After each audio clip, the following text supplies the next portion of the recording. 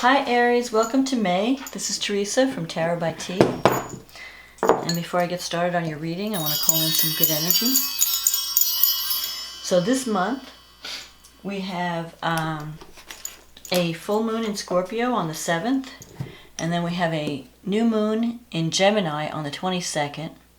And in the middle of the month, Venus, Jupiter, and Saturn turn retrograde. And we'll get to that later when I do the astrology. So Pluto's already turned retrograde in April, and now these other planets are going to join them. And before the summer's over, everything's going to be retrograde. So that could be a good thing. It could maybe slow down all the craziness we've been dealing with lately with the virus. So we may get a break.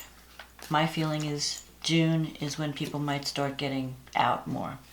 The end of May, beginning of June. Let's hope. So let's see what's going on with Aries. What does Aries need to know about love and relationships for the month of May? What is coming up with Aries? I'm working with the Steampunk Tarot. This is a great deck. I love this deck. I love the illustrations. So let's see what's coming up for Aries. What does Aries need to know about May 2020 in terms of love and relationships? What is coming up for Aries? If you're in the northern hemisphere, we're starting spring. If you're in the southern, I guess it's fall. Six of Swords. Page of Wands. The Eight of Swords. The Ace of Swords. The Page of Pentacles. The Page of Swords. Like the Eight of Pentacles. The Magician. The Chariot. And the Moon. Okay, so Aries, you're starting the month off with the Six of Swords crossed by the Page of Wands. So the Six of Swords is a card about moving away from difficulty and sorrow, moving toward greater harmony. It could also mean a physical move sometimes. It could mean you're actually physically moving, crossing water. You're getting away from whatever's been troubling you. So there could be a change of location. Or it could, if it's not a physical move, it could just be a literal one where you're overcoming certain problems and blockages. Now you have the Page of Wands here crossing, so this could mean a message. You actually have three pages, so pages can represent messages or children. Most of the time, since this is a love reading, it's probably messages. You might hear from, and it could be any sign. Page of Wands could be a fire sign. Pentacles could be Earth, like Capricorn, Taurus, Virgo. Fire could be Aries, Leo, Sag.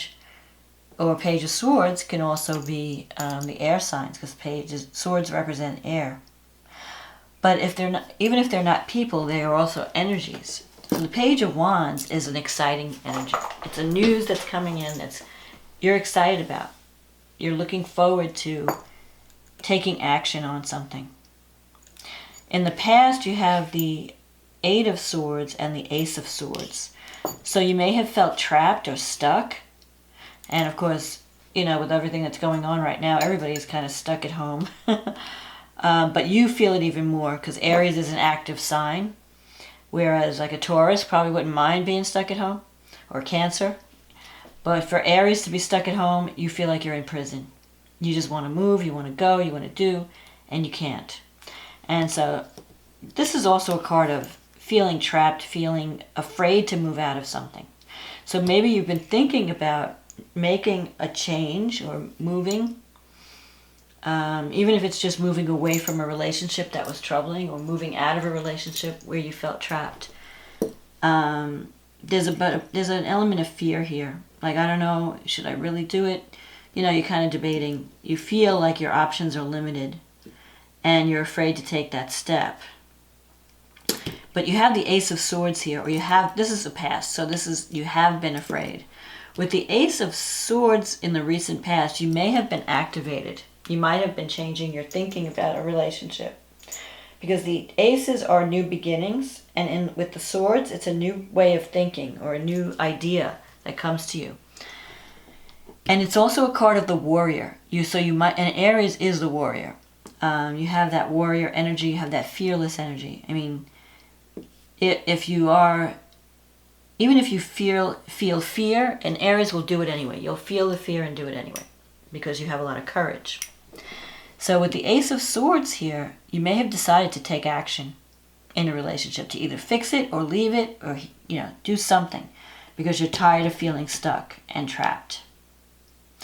So now coming up in the future, you have the Page of Pentacles and the Page of Swords. Now the Page of Pentacles can mean you could be dealing with someone who's very cautious, very careful, very down to earth. I mean, so you might have more than one option. I mean, if these represent people, they could represent romantic options or relationship options. So you have a lot to decide. But the Page of Pentacles it could also represent that you're being a little bit cautious or careful, especially because of the Page of Swords. Page of Swords energy is about spying or looking carefully into something, or thinking like, what are people going to say? Sometimes it could represent gossip. So you want to be careful who you're communicating to in May. If you're talking to a friend about your problems, just be careful that they're not carrying tales. Make sure you know who you're confiding in. But if it's a new relationship, you may want to check this person out. Either somebody's checking you out, or you're wanting to check someone else out. And I think that's a good idea, because you have the moon here as an outcome, which means there are things hidden, there are things you're not seeing. So if you've met someone new, for some of you who have met someone new, you might be thinking, oh, this is great, I'm getting out of this stuck relationship, I'm starting a new thing with somebody new. But you don't know, there's an element of confusion around the moon, where you're not sure, you're not seeing the person clearly, or your imagination's running away with you. So before you make any major decisions, really give things a lot of thought, and make sure that whatever you're thinking or conjuring up, that it's based on fact, and that it's not just your imagination running away with you about something. So this is also a card of checking into things. Especially if you hear gossip, make sure that, that the person telling you news, you got to check up on the sources. Don't just believe whatever you hear at face value. With the Eight of Pentacles here, this could represent the beginning stages of a relationship. It could also represent you thinking about taking a new direction in your career. Because the 8 is the apprentice card. It means like you're at the beginning of a path. And, you can't expect results yet. But Aries can be a little bit impatient sometimes. So if you just met someone, you want things to move, you want things to happen, especially if you're in a new career situation. And you may have to wait, especially with all this retrograde energy coming up this year. I feel like our plans, it's a good time for planning and strategizing, but it's not such a great time for launching. And we're going to have to be more patient. So it may feel frustrating because things are taking slow to get off the ground. And there's like delays, so every time you try to do something, there's a delay. So this is a card of saying, don't think negatively about this new opportunity. Just know that it's going to take its time, especially with the Page of Pentacles there. Sometimes that can represent, dealing with a student or someone who's learning new skills. So you kind of have to be patient. For some of you, you might be maybe starting a new job or doing something where you're at the beginning. You're like an apprentice. You're learning new skills. There's a lot you need to learn yet. So although you might be in a better situation, it may be something that you have to give it time to develop, and don't expect instant results right away. But if you put the work in and you put the effort in, you're going to wind up successful. You have the Magician in your environment. This could represent, it could be a Gemini. You could be dealing with someone who's a good communicator. The Magician is, represents Mercury and the god Hermes. He's the messenger that transmits information from the gods to the humans, And the Magician is about using the power of thought to manifest what you want. And the ability to communicate. I feel like that's going to be important in May. Communication. That if you want to make improvements in an existing relationship, you may have to have some difficult conversations that maybe put you out of your comfort zone, maybe topics that you've been afraid to bring up in the past. But you know you need to talk about it. And it could mean that you clear the air with someone and that you make things better because you dug deep and you asked, difficult questions and you got answers. And so that way, when you have this moon card, you will know the answer. You won't be imagining the answer.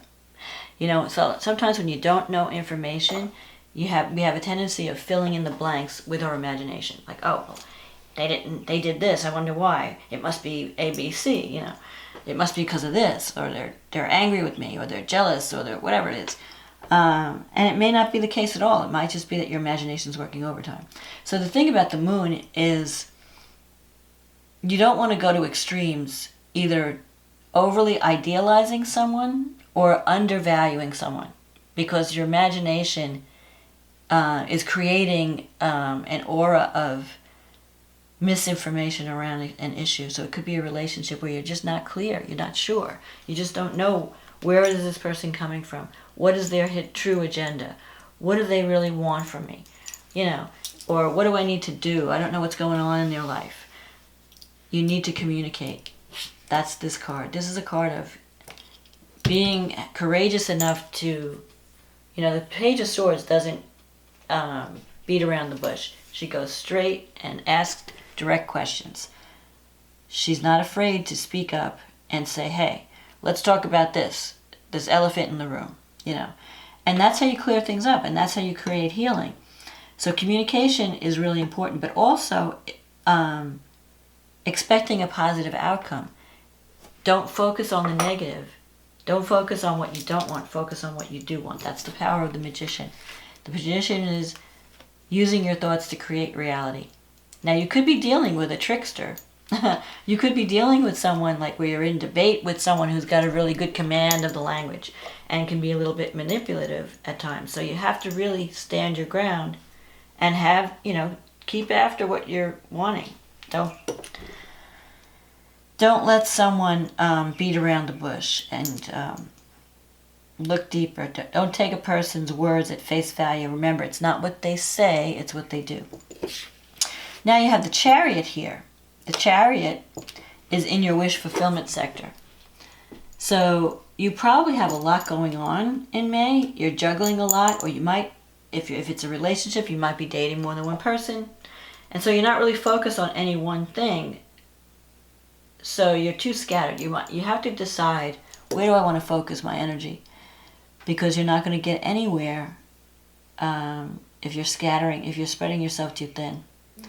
So you may have to have those conversations and then see, okay, after I've talked to these people, it's kind of like interviewing. I'm going to see where I want to put my energy. And I might have to drop certain things because I don't have the time. I can't be all things to all people. I can't, be a jack of all trades. I need to focus on what I really want to accomplish, use that sword energy, and take on the world, but you have to narrow your focus. So if it's a job thing, figure out what you really want to do, drop all those side projects, and focus on the goal. If it's a person, stop playing the field, and you might decide, like, I don't want to play the field, I want to commit to one person, or I just want to date one person. Because I want harmony, I want someone who's there for me. And maybe it's a case of breaking free of a relationship that has run its course, and it's time to move on. Because that's the Six of Swords. The Six of Swords is about moving on, because you're in a situation that's just no longer working, and it's time to go. So you might have to have some difficult conversations if you're ending. For some of you who are ending a relationship, you may have to have a difficult conversation with someone. So let's see what the astrology is saying for Aries. So this full moon in Scorpio is coming across, it's going to happen in your 8th house. That's the house of intimacy, transformation, other people's money. It's kind of where you confront your demons. And the full moon it usually brings things to light. Sometimes the 8th house could be the house of betrayal. So, if you're not trusting someone, or if hopefully you're not doing anything that you don't want to come out, because truth is going to come out around this full moon. Because the sun in Taurus is conjunct Mercury. That's communication. This full moon is about communication. It's about, not hiding your thoughts and your feelings. And it may not be something like infidelity. It just may be that people don't know where they stand with you, or you don't know where you stand with someone else. So it's time for that conversation. It's time to find out, where are we going? What is this relationship? And because the 2nd house is about your self-esteem, what you value. Am I being valued? This is the question that's coming up in the full moon. Is this relationship what I really need? Is it supporting me in the way it needs to? I don't mean just money, but just emotional support. Is it intimate enough? Am I really going deep, or am I just skimming the surface? Am I feeling valued in this relationship? Mars is going to be squaring this moon from the 11th house. And that's the house of friendship. And it's the house of hopes and dreams. So Mars is challenging you. Mars is saying, ask yourself this question. You're going to see certain truths at this full moon. Is this what you want? And if it's not what you want, then Mars is saying you need to take action to make something happen. Because the 11th house is about acting, taking action toward a goal or a dream, making it manifest. So for some of you, it could be the ending of a partnership, or it could be the conclusion of something. It could be a happy conclusion. It doesn't have to be negative. But whatever it is, it's the ending of a cycle. So like for good or for bad, you find that the truth comes out. So the truth could be, yes, this person is good for me. We have some challenges, but we can work through them. Or it could be, no, I need to move on. I can't deal with this. This is not what I want. You have Neptune. Neptune's in Pisces. And this moon in Scorpio is trining Neptune. And Neptune's in your 12th house. So you're going to be doing some soul searching at this full moon. With Neptune, it's like you're looking for a spiritual connection. It's not enough to have a person. You don't want just a body. You want someone who's like a soulmate. You want someone that you can really share your inner thoughts with. Someone who shares your beliefs, shares your feels like you have some kind of a bond, a soul bond. That's what you're looking for. So if your current relationship isn't giving you that, you may decide to leave. Or you may decide to try and talk about it and see if you can fix it. If this represents the person, you could be dealing with a trickster, just so you know. So you have to choose your words carefully. And don't over-idealize anyone. Pluto and Jupiter are in your 10th house, so career-wise, you're golden. When Pluto is in the 10th house, it could be a change of status. Sometimes people get married when Pluto goes through the 10th house. And Jupiter there, it's like very optimistic. It's bringing you opportunities. And you have Venus in the 3rd house. That's the house of communication, siblings, your neighbors, teaching, learning, information. So with Venus, you're communicating. You're coming across really charming. You're getting along better with siblings, the people around you. You could even meet someone, if you're not dating anyone, you could meet someone just running around the neighborhood.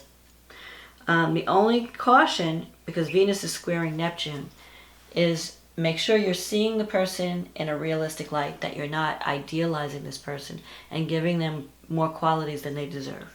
Because when there's a square with Neptune, there's confusion. That's the moon. This is Neptune. So you might not be seeing someone clearly. That's why you have to talk. You have to ask questions. You have to probe. So during this full moon, Neptune is also, Mercury is sextile Neptune.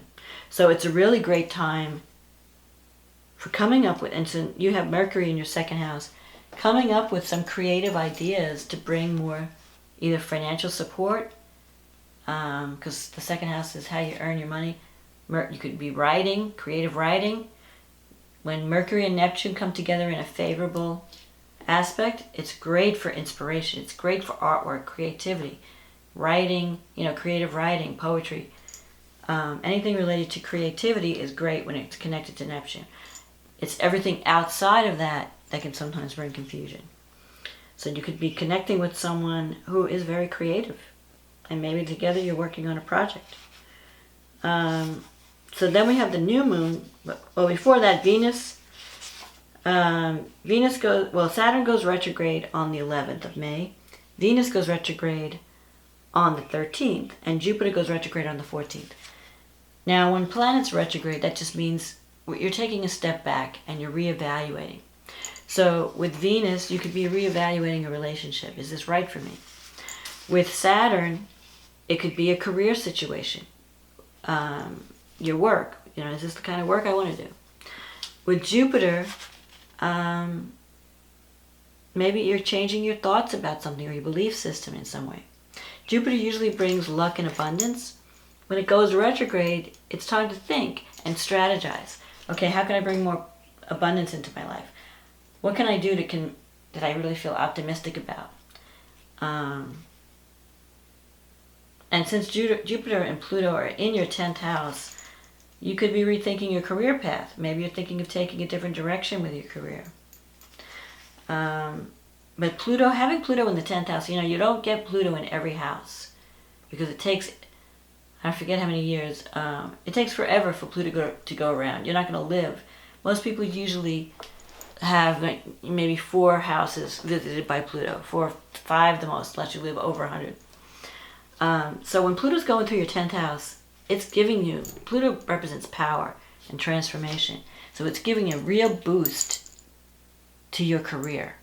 I mean, if you're not on the right career path, now's the time to make that change. And you have Jupiter there too, that brings you luck and opportunity. So if you're doing work that you love, great, you could just come into a position of power. If you're not doing work that you love, now's the time to find out what that is and move toward that direction. Because Jupiter and Pluto, when they come together, represent wealth and opportunity. And it's expansive. I mean, you're not going to have this power ever again in your life. Once Pluto moves out of the 10th, it'll be activating other houses. So right now, Pluto is shining a lot. If you're ever going to reach the top of your profession, now is when it's going to happen. And it's going to change your life in a major way. Change the way you're seen in the world, change the kind of work that you do.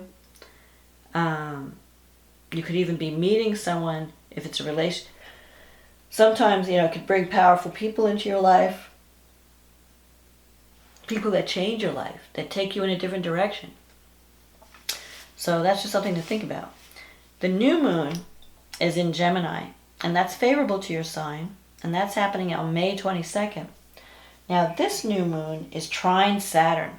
So anything you start now can last. It can be put in place, It's if you make a commitment at this new moon or you start something, it's going to be in place for a long time. You may have some challenges with this new moon because Mars is also squaring it. The new moon falls in your 3rd house, so that has to do with, you could have a new beginning with siblings or relatives or neighbors, but also it could be a communications project. Maybe you're starting a new website, or you're doing some type of you're writing a book. Saturn's in your 11th house, so you can really achieve a goal that you've been working toward for a long time. The only issue is Mars in the 12th. And Mars is squaring also Uranus at the same time. So there could be some financial support that you thought you were going to be getting. There might be some problem with it. Some unexpected expense or unexpected development or something. If someone was promising you some kind of payout or a loan or money coming in, there might be some complications around that. And you might be angry because Mars in the 12th is repressed anger. It's like you can't act. You know, you can't do anything. You're kind of like stuck when Mars is in the 12th. Whatever goes through the 12th house is hidden. So you're hiding your anger around this new moon. Now, the other thing is, though, Venus and Mercury are coming together in your 3rd house. So it's very creative, very great. It's a great time if you write poetry, if you write music, if you write anything creative. Now's the time to do it. If you're thinking like, oh, I've always wanted to write a book or do this creative project, but I never did, now's the time to do it. Because you're getting support. You've even got Neptune in the 12th. So there could be some stuff coming to you, like you're channeling information. Or you're getting messages from the unconscious, from the collective unconscious. So if you're getting any inspired thoughts, write them down at this new moon. Gemini is like the sign of communication. It's a sign of also duality, so you could have more than one project going. Chariot. Don't spread yourself too thin. That's all I'm saying. So the challenge will be, because Mars is in the 12th, your energy level might be a little bit on the low side, because anything in the 12th, it's like reduced. It's lessened. So you're not going to be as energetic as you normally are, because Aries, that's your ruling planet, Mars. So when Mars is in the 12th, your energy is hidden. You're not feeling up to, tackling the world around this new moon. Once Mars comes out of the 12th house and it goes into your 1st house, then you're going to be ready to go. You're going to be like, let's get the show on the road. So now it's time to kind of take a break. Don't overwork yourself, but do some planning. And, maybe you need to go on a retreat where you just write poetry, or you write, start your book, start whatever creative project, or reach out to people. Venus and Mercury, you'll have really good rapport with the people around you. So if you're wanting to have a conversation with someone, now's the time to do it, because people might be more receptive to your ideas, and it could work out in your benefit. So you could salvage a relationship by talking, by having that sit down, talking about your feelings, being vulnerable. Don't let your anger come out. Don't be passive aggressive. Sometimes Mars in the 12th, if you're angry with someone, you're not coming directly out and saying it. You might be a little passive aggressive. So it's better to just be upfront. Just say what you feel. Say what, confront the truth and deal with it. But like I said, you have an opportunity to create something that will be in place for a long time, to achieve a goal or a dream. So don't be afraid to speak up and take action.